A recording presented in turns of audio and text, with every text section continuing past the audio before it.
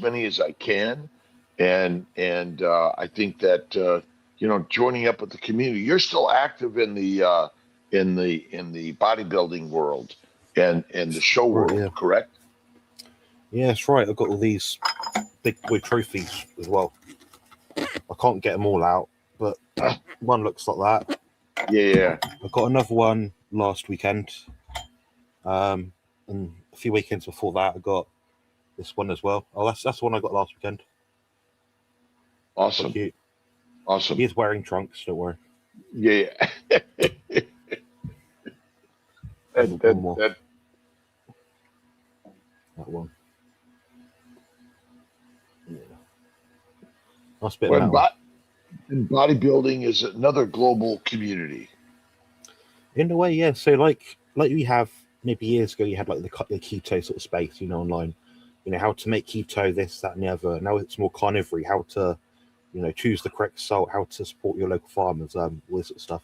But bodybuilding is much the same, but they're a lot more crooked, I'd say.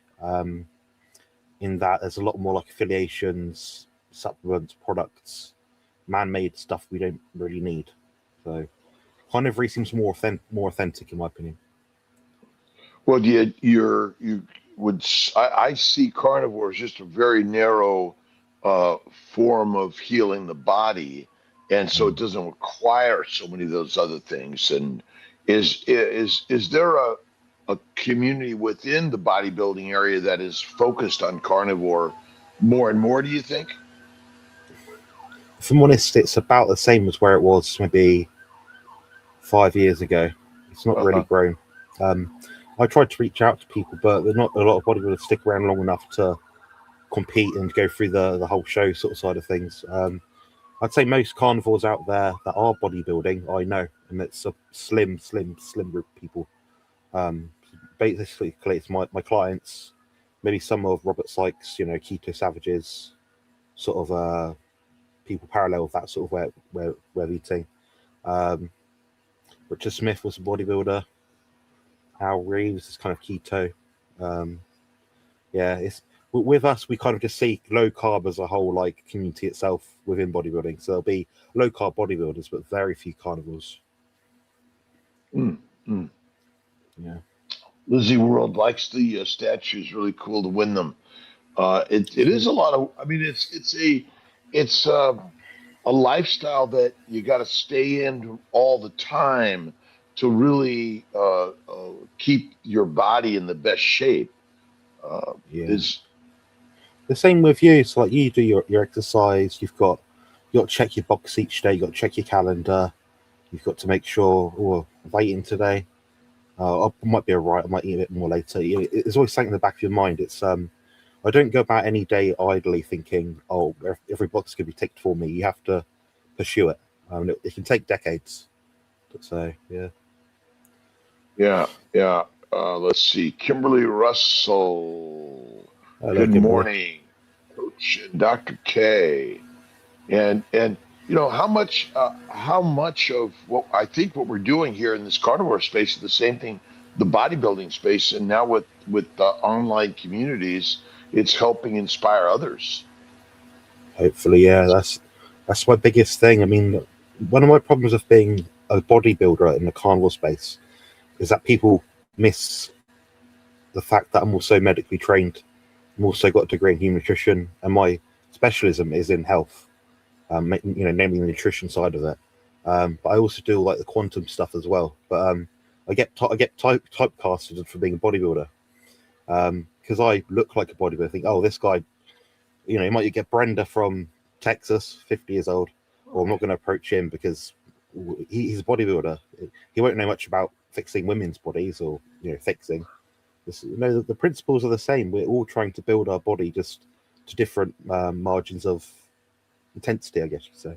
So Yeah, John Beatty. Good morning to Jonathan and Kilts. And let's see, thinking for myself is now watching, although you can listen. And ultimately, everyone has this beautiful, amazing gift called a human body. yeah, And the environment we're in, it's so taught us to put into the mind and the mouth and participate in things that are harmful. And maybe a little bit of a teaser for tomorrow morning with you on tomorrow is a little bit about the mindset. How important is the mindset to this journey compared to simply following these rules of what you eat and how you move? Yeah. To the concepts of mindset, you're looking to find ways to be objective as possible, also not letting small setbacks throw you back and small hurdles throw you back. So each day is a process. It's an ongoing self-assessment, self-analysis kind of strategy. Bodybuilders are innately insane, like me. Most bodybuilders agree with that. You've got to have a bit of tenacity, but also a bit of maybe masochism. I don't know. So yeah, you'd have to be quite mindful of how far you go down that rabbit hole, I think, and just apply yourself as best you can, and be mindful that you're not always going to be the winner on stage, but it doesn't mean you stop. And there's always another show. So it's like a soccer tournament, American football tournament. There's always going to be another competition. So you're only as good as your last competition. So with that, you hold yourself to that high account where you're thinking, okay, my last show I came third out of the local little regional show, whatever it was, like a beach competition. I was gutted by that, but it keeps fire in my belly. It shows me there's always room to improve.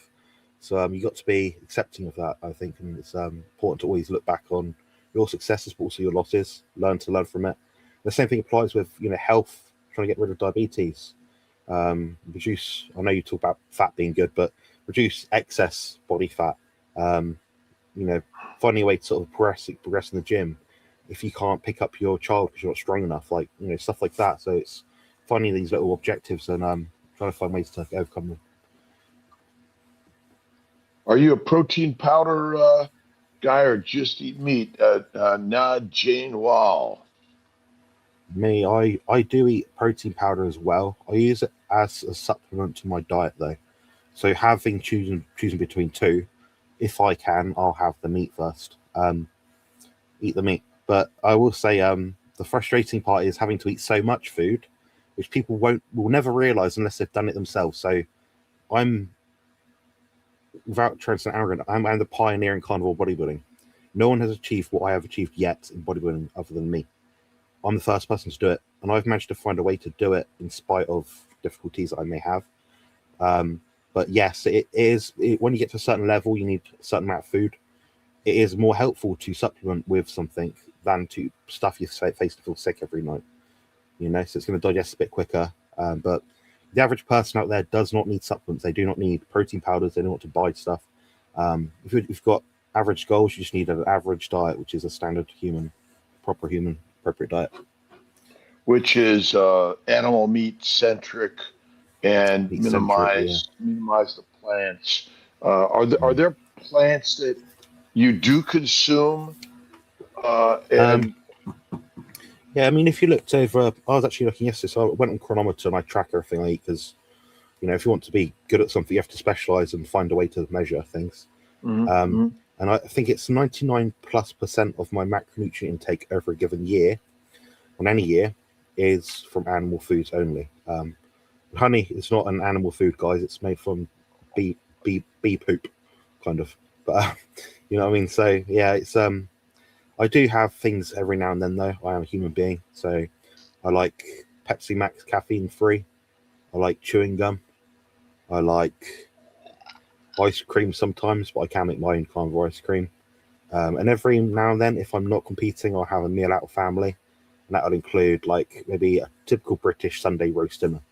I mean, who doesn't like a typical British Sunday roast dinner? So I think it's okay, like you say, to have like your fries cooked in tallow, or as long as it's kind of seen as a treat and something you want and actively choose to have it, not so much because you think it's part of a staple human centric approach. Kimberly Russell, Jonathan has transformed my body. Really knows his stuff. Fantastic coach. Cheers, And uh, Kimberly. and Yeah. it and it is important to have a coach cheerleader It's like we all went to school, had teachers. Same thing. We just, this idea that we stop learning. We need to keep on learning and listening, and that's why I come onto these Mm. to you can listen and learn. So important. Tomorrow we're going to highlight Jonathan on our 9 a.m. Eastern Time live. So excited about that. And again, around the globe, what's your favorite mindset book? Do you have any books or people that have inspired you for mindset? Yeah, someone asked me this a little while ago. I don't personally read books. I read scientific articles, journal articles. I like to read case studies. Every now and then, if there's something I've seen online, like maybe an interview or some sort of like long format article from someone, I'll just use AI to speak it for me. So I'll listen to it. Hmm. I find just staring at screens and staring at books tiring. I get busy very easily.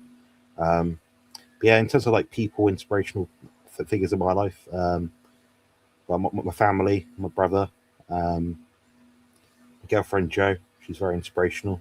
Um, People with skills that I don't necessarily have or want to develop. So a lot of people out there, not everyone, but they might feel jealousy, envy, wish they had something or they have it and I don't. No, there are people in the room that I want to be in because they have something I don't, which will make me better. So anyone like that. So you, Dr. Kilch, you're very charming and you're good fun. You like to have a laugh. I'm not always like that, so I like to listen to you sometimes to develop some charm and have a laugh. So that's Good. my approach to it, really. I like that. I like that. Charm and laugh. We got to laugh. And do you work with non-carnivores, Jonathan? Yes, I do. So that's a friend of Joe's actually. So yes, I work with anyone trying to achieve something. Even if you're a vegan, you want to do something better than what you're currently doing. I'll find a way to do it with you. So I'll work with you to choose maybe if it's plant foods that are more sustainable for your diet, maybe they're a bit less deleterious, maybe like a lower FODMAP diet, certain cooking methods, certain foods we should avoid. I'll be able to inform people on that. And in regards to exercise, it's the same. No matter who you are, the biology is the same. It's not like I've got one stomach and the next person has four. We're all human beings, so what we do and don't need is very similar. Right. So ultimately, biologically and physically, we're all the same. Looking under a microscope at the same cells, can't tell who we are. Mm. And the proper human diet is carnivore, and the proper human lifestyle is resistance work more than jogging. Would you say? Yeah, yeah. I mean, there's a common amongst men nowadays, and maybe to some degree women as well. Is that if you go back maybe thousands of years, we'd all have a animal centric diet for the most part around the world. Um, the problem is we were actively hunting to acquire these foods. Nowadays, we just have the eating part, but not the getting part, the gathering, the hunting part. I think that's where a lot of people go wrong. They miss that exercise and activity part. And I think there's certain biological parts of our brain, our biochemistry, that haven't quite adapted to being so sedentary. So I think that's how we can get anger, pent up remorse, stress, because we're not focusing our stress on something else. All of our stress are based around our interactions, things we spend or don't spend money on, money, finances, housing, food, water. But we don't give ourselves physical stress. I think we need a bit of both to the right degree, not overly too much, to give ourselves the best chance of survival. Yeah, is the human is the agenda to control us, and so part of the bodybuilding, the carnivore world is actually break the mold of the agenda, and be the lion, the lioness that we really are. Yeah, I'd say so. Yeah, we're being stripped of our human nature, and nature is, of course, it's our subjective reality that we live in at an exact point in time. naturally, right now, I'm sat here talking to you, Dr. Kiltz. Naturally, I have food at lunchtime. Naturally, I'm not running out in the wild. So people misunderstand that. But it doesn't mean necessarily that our bodies are aligned that way. That's the difference, I think.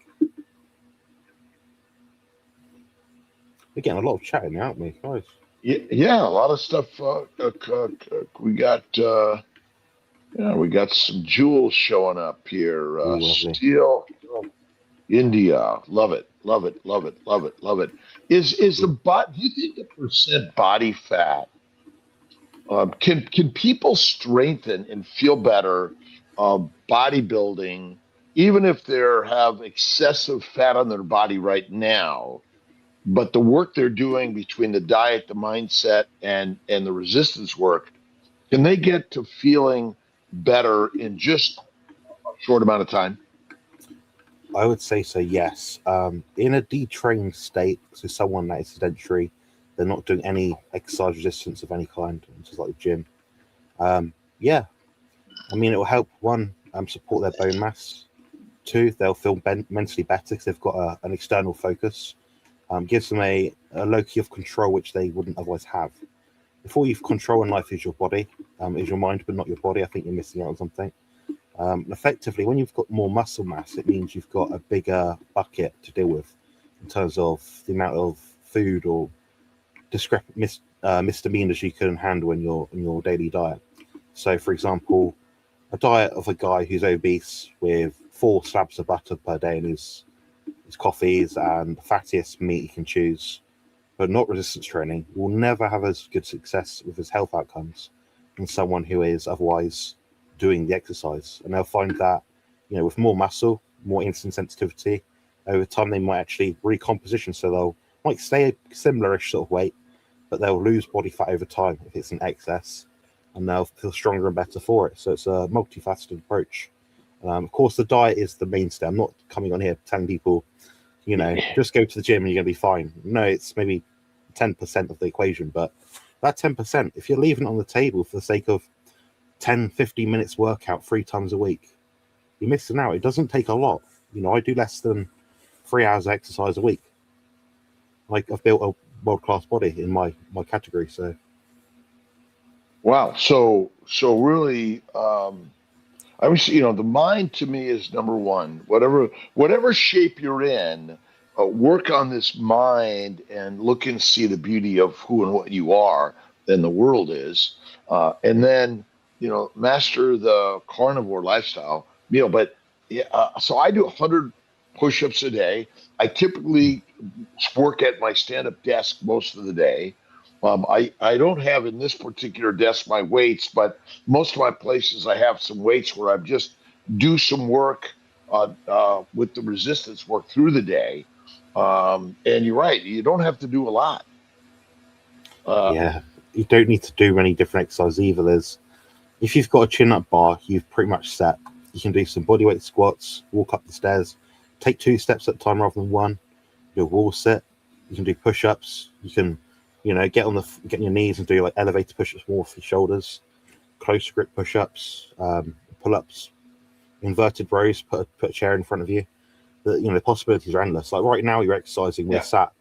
It's like, I don't know, whatever o'clock in the morning where you're at, and you're sat at home having a great time. So yeah. yeah, yeah. And when are you? Do you have a usual time that you come on live for Q's days, or are you mostly just offering up times for independent coaching? I offer time up for anyone really that needs something. Sometimes I do some live stream stuff with guys. I do Grandma Crochet Corners. I know you know Barbara.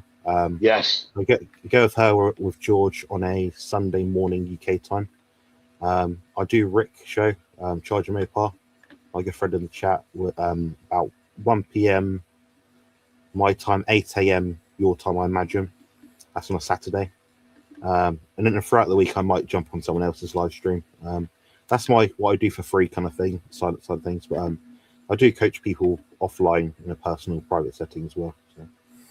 Don't you think by just listening and watching people that are doing the work to be healthier, we're all going to get to a mindset, and we're going to maybe unknowingly start doing the work to be healthier. Yeah, I'd say it's definitely a collective effort side of things. Who we're around affects who we will be. Yeah. Monkey see, monkey do. I agree. Yeah. Yeah. We got Rick in the house. We got where's Christine Salt online. I'm wondering how women 40 or older can be lean eating high carb, low fat. Mm. And in order to in order to sort of lean down and muscle up for a show, do you do more lower fat at that time? And Yeah, essentially. So I work on the principle that works for all human beings, the mass balance model. It's not ideal. We can't be an absolute perfect isolated scientific chamber where we measure everything that comes in and out of our body, but it's the best method we have. So that is alluding to the study in 2021 by Francisco Arencia Albaita, and he's comparing things like the calories in, calories out model, or the energy balance theory versus the mass balance model. The mass balance model does take into account the carbohydrate insulin side of things, whilst also looking at how macronutrients in their raw carbon form affect our body composition, how things go in and out of our body. So we can't control or measure everything comes in exactly. We can't control everything comes out exactly. But we can look at these figures, so how much meat we're eating, what our protein or fat intake is, and see how that affects our body composition. And what I found with everyone is you find your protein amount, and that keeps you strong, satiated, recovered, well slept, gives you vitamins, minerals, amino acids, all the things that your body needs, so that you're not becoming depleted, so you maintain your muscle mass. And all you simply do is lower your fat over time. The problem with that is some people will try to go to like zero fat. That's a recipe for disaster. You need these essential omega-3s and 6s for the cell membranes to create cells in our body. We need cholesterol in a high amount, especially if we're in a highly stressed out state. It just reduces the burden on the body. So that's where a vegan diet might be less successful, because they don't have the extra cholesterol and fat soluble vitamins in a raw, digestible and compatible form that we might need.